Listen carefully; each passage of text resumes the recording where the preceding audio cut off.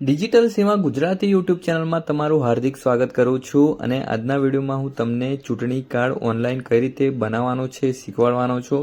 તો બન્યા રહેજો આ વિડીયોની અંદર. બધી જ માહિતી તમને આ વિડીયોની અંદર મળવાની છે. સૌથી પહેલાં મિત્રો, ડિજિટલ સેવા ગુજરાતી યુટ્યુબ ચેનલ પર ન હોય તો ચેનલને સબસ્ક્રાઈબ કરી બેલ આઇકનનું બટન છે દબાવી લો, વિડીયોની નોટિફિકેશન સૌથી પહેલાં મળી જાય. તો ચાલો આપણે ચાલુ કરીએ કે ચૂંટણી કાર્ડ કઈ રીતે તમે બનાવી શકશો. ચૂંટણી કાર્ડ બનાવવા માટે સૌથી પહેલાં તમારે સાઇન અપ કરવું પડશે. સાઇન અપ વાળું જે ઓપ્શન ઉપર દેખાઈ રહ્યું છે ત્યાં તમારે ક્લિક કરી લેવાનું છે. હવે સાઇન અપનું પેજ આવી રીતે ખુલવાનું છે. અહીંયા તમારે મોબાઈલ નંબર નાખીને ઓટીપી આવશે, ત્યાં તમારે પાસવર્ડ બનાવી લેવાનો છે અને ફરીથી ડેશબોર્ડ પર આવતું રહેવાનું છે.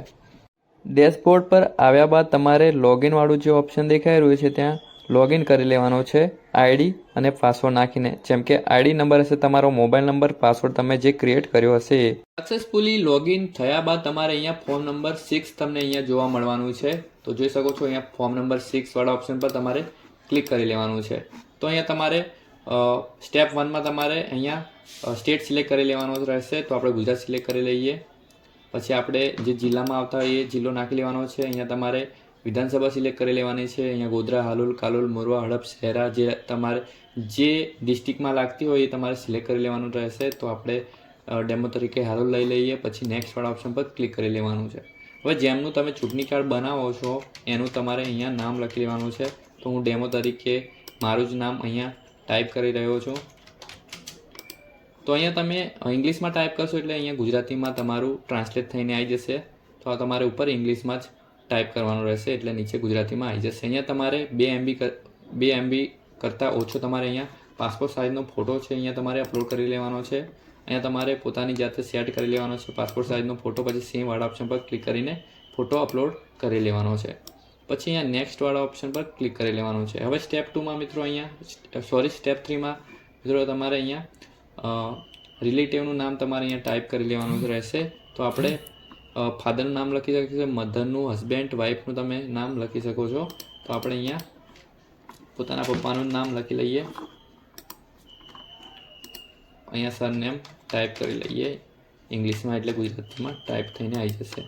હવે નેક્સ્ટ વાળા ઓપ્શન પર ક્લિક કરી લઈએ. અહીંયા તમારે કોન્ટેક્ટ ડિટેલ આપવાની રહેશે. તમારો મોબાઈલ નંબર છે એ મોબાઈલ નંબર અહીંયા આપી દેવાનો છે. મોબાઈલ નંબર આપ્યા બાદ તમારે ઈમેલ આઈડી નાખ્યું હોય તો નાખી શકો છો, અન્યથા ઓપ્શનલ છે. તો આપણે મોબાઈલ નંબર એકલા જ નાખી લઈએ. નેક્સ્ટ વાળા ઓપ્શન પર ક્લિક કરશો એટલે તમારે અહીંયા આધાર ડિટેલ આપવાની રહેશે. જેમ કે આધાર કાર્ડ નંબર અહીંયા નાખી લેવાનો છે.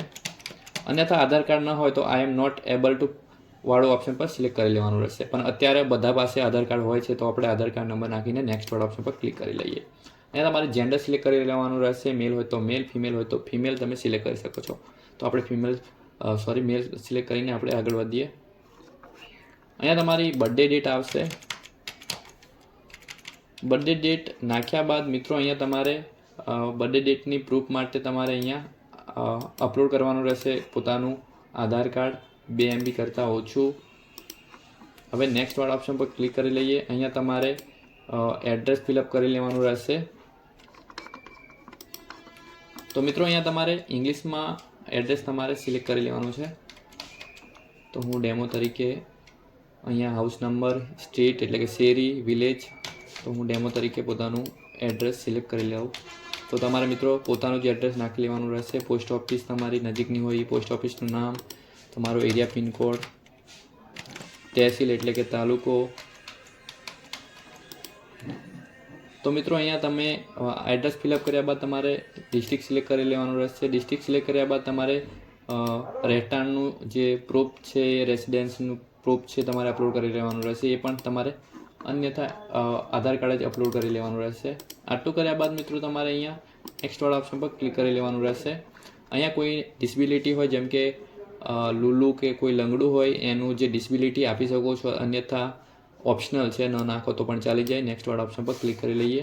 તમારા રિલેટિવનું અહીંયા તમે ઇલેક્શન કાર્ડ નંબર એટલે કે ચૂંટણી કાર્ડ નંબર નાખવા માંગતા હોય તો નાખી શકો છો. જેમ કે ફાધર, મધરનું નાખી શકો છો, વાઈફનું પણ નાખી શકો છો. અન્યથા આપણે ઓપ્શનલ છે, ન નાખો તો પણ ચાલી જાય. નેક્સ્ટ વાળા ઓપ્શન પર ક્લિક કરીને અહીંયા તમારું ગામનું નામ તમારે અહીંયા ટાઈપ કરી લેવાનું છે. પછી અહીંયા સ્ટેટ સિલેક્ટ કરી લેવાનું છે. પછી જે જિલ્લોમાં આવતા હોય જિલ્લો તમારે ટાઈપ કરી લેવાનો રહેશે. તમે કેટલા વર્ષથી અહીંયા રહો છો તો તો તમે અહીંયા ટાઈપ સિલેક્ટ કરી લેવાનું રહેશે, જેમ કે 1 જાન્યુઆરી ડિસેમ્બર. મિત્રો આટલું કર્યા બાદ તમારે અહીંયા પ્લેસમાં તમારે ગામનું નામ પણ આપી શકો છો. પછી નેક્સ્ટ વાળા ઓપ્શન પર ક્લિક કરી લેવાનું છે. અહીંયા તમારે છેલ્લી પ્રોસેસ જેમ કે કેપ્ચા કોડ નાખી લેવાનું રહેશે.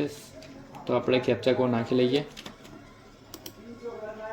તો આપણો કેપ્ચા કોડ છે ફરીથી ગલત છે, તો આપણે ફરીથી નાખી લઈએ. હવે આપણા મોબાઈલ નંબર પર ઓટીપી આવશે, તો આપણે ઓટીપી નાખી લઈએ. તો આપણે ઓટીપીનો વેટ કરીએ છીએ.